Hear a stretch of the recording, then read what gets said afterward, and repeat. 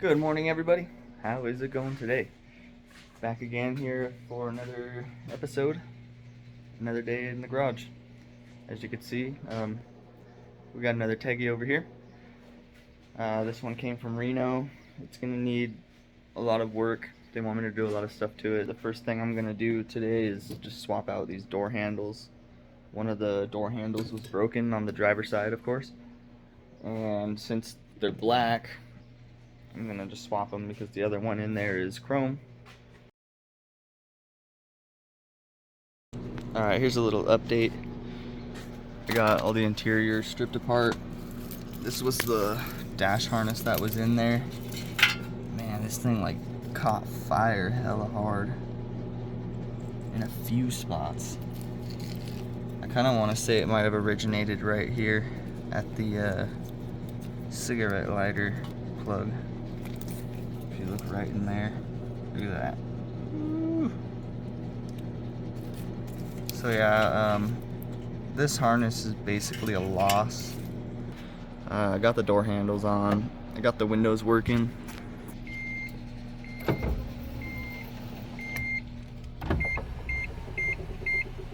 Roll them both up from this side and down, and up and down from this side. That's something I can't even do on my car. I think I have a cluster, or not cluster, well, harness. So I should have a harness that should work. The engine harness probably looks just as bad, so I don't know if it caught fire, but it looks all chopped up and stuff, so we're gonna have to put it in order for a new engine harness. It'll be a couple weeks before we can even put the order in.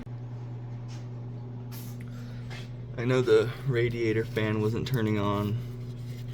I assume it's probably these wires here. I do need to figure out why that seatbelt on the other side is not retracting as well. Alright, so I've been working on this Teggy for a little while, trying to get the seatbelts to work. I mean, the one on the passenger side works, but this one here does not retract. I manually retracted it and I turned the system on and it went back forward, so I'm pretty sure the motor is good.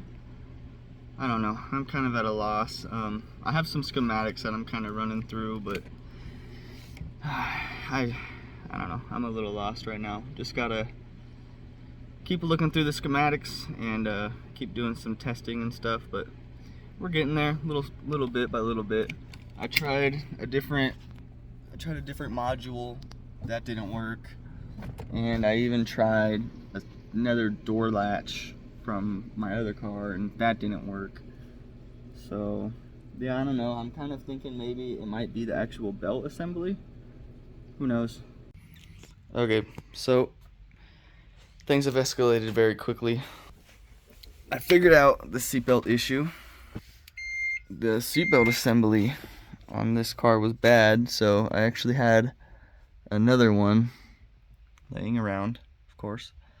After I got this on, the chime for the seatbelt reminder kept going off, and there was no light that was lighting up on the dash, but that actually ended up just being the bulb.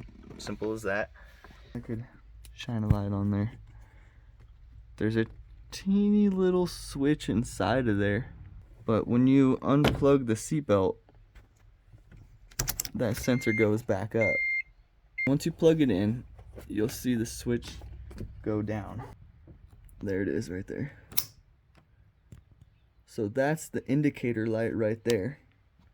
So what happened was that little metal piece, it kind of just over time kind of bent out of the way and it wasn't contacting the point anymore. See? And then there's the chime.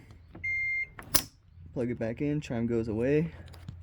And we're having the same issue on this side as well.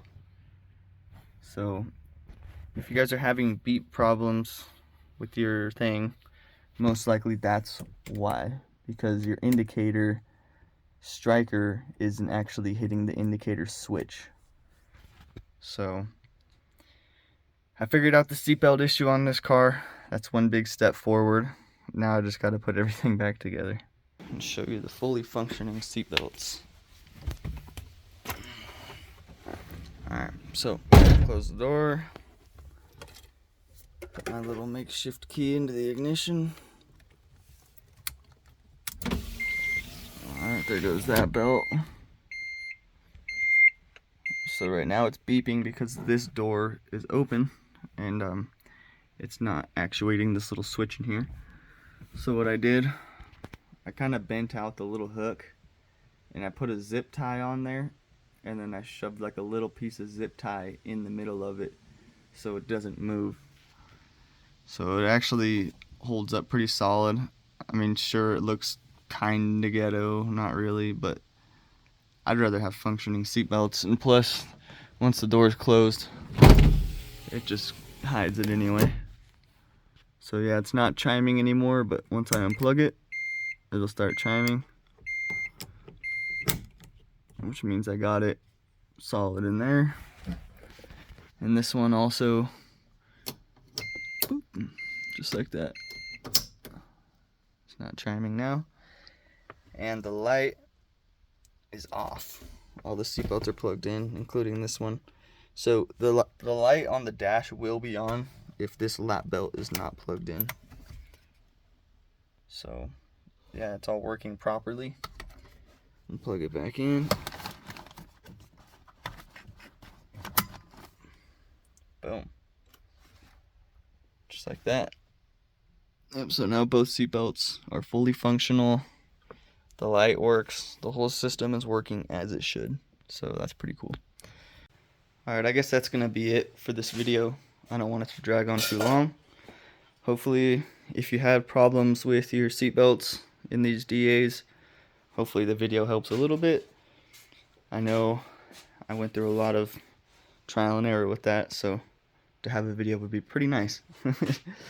But yeah, anyway, that being said, like, comment, subscribe, and yeah, we'll go ahead and see you guys in the next video.